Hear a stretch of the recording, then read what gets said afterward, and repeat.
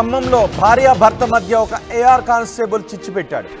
Khammam commissionerate పరిధిలో bomb squad విభాగంలో కానిస్టేబుల్గా పనిచేస్తున్న రాంబాబు ఓ కేసు నిమిత్తం కోర్టుకు వచ్చిన మహిళను చెల్లి బుజ్జి అంటూ దగ్గరయ్యాడు. ఆమెను లోబర్చుకున్నాడు కానిస్టేబుల్ రాంబాబు. వెస్టీజ్ మార్కెట్లో చేరితే ఆర్థిక సమస్యలు తీరుతాయని పలుమార్లు ఆ మహిళను తన వెంట తీసుకువెళ్ళాడు కానిస్టేబుల్. ఆ మహిళకు మాయమాటలు చెప్పి శారీరకంగా లొంగ తీసుకున్నాడు. కానీ కానిస్టేబుల్ రాంబాబుతో ఏకాంతంగా ఉన్న సమయంలో రెడ్ హ్యాండెడ్గా పట్టుకున్నాడు మహిళ భర్త నాగేంద్రబాబు.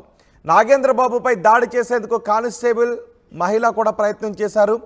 తన భార్య ఫోన్లో కానిస్టేబుల్తో ఉన్న ఫోటోలతో సహా ఆధారాలను ఖమ్మం సిపికి అందించాడు భర్త నాగేంద్రబాబు.